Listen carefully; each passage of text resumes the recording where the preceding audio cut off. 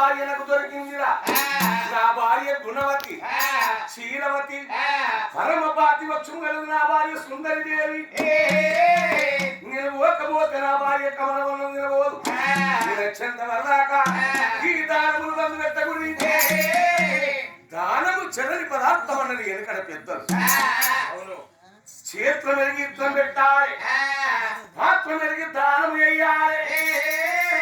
గోత్రం మెరిగి పిల్లలు తెచ్చుకోవాలి నా తాతలు నా ముత్తాతలు రాజ్యం పొంగి వంట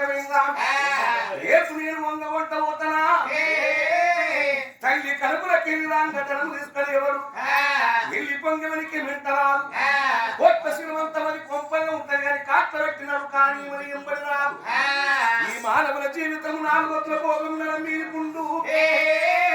9 తొరల తోలి తిత్తిరుతూ సుమరుడకాగలిగిన పాయమే మాయ శరీరానికి మానవులు మమతలు పెంచుకోవద్దు ఇలా ఇంటి కాలికెళ్ళ పురుగులత్తులై సత్తులై పురుగుల రీతి మానవ జాతి ఎవరికేం పేరున్నది పుడుతున్నారు చచ్చిపోతున్నారు చచ్చినకెళ్ళా అని పేరు మర్చిపోతుంది అది కాదు లెక్క మానవులై పుడితే నూరెండ్ల ఆయుషే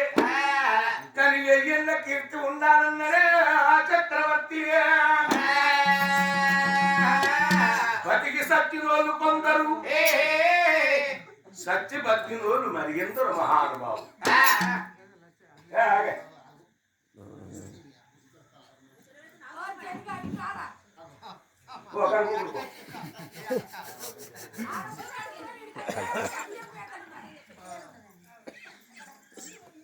సత్య బతికినోళ్ళు ఎటువంటి ఉన్నారు ఊరుకు ఉపయోగపడే మా భక్తులు ఉన్నారు ఊరుకో గుడి కట్టించి ఊరుకో బడి కట్టించి అచ్చవే తొవ మంచి తొవలేసి నిలవల మంచి పండ్ల చెట్లను పెట్టి మంచి నీళ్ళ బాయిలు ఓడి ఆ చెట్టు కింద కూకున్నాడు చెట్టు కానీ నిన్నోడు పలానా కడుపు చల్లగా ఉన్నాడు అతనే బట్టి ఆయన నూట పట్టదు నా చెప్తారు ఇక పట్టుకుని సత్యం వెళ్ళందరూ పట్టాంతమంది ఉంటారు అరే ఆరాధకోసారి వినాయకుని పండుగ వస్తున్నారు చెట్టు తీసుకురావాలా నేను కోరుకోగా మర్చుకో 1000 రూపాయలు వేసుకొని తీసుకుందామని మర్చుకో 1000 రూపాయలు వేసుకుని తయారవుతాం ఆటి చింతకుండా జనార్దన్ వస్తాడు నా సొంత జనార్దను గురుసుగా వాళ్ళతో గురి కాదు అవలో దేవయ్య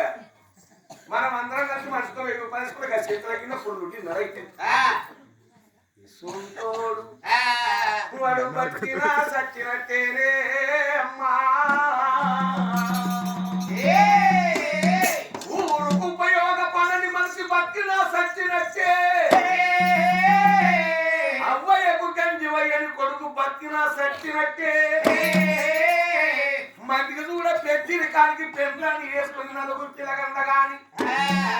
ఆ పెండ్లని పిల్లల దానోడు బతికిన సచ్చినట్టే ఈ జన్మ మధ్య మనకు రాదురా చంద్రవరదాకా ఈ దానాలు బంధు పెట్టగాని భాగ్య మీద ఎట్లా పోతున్నాడు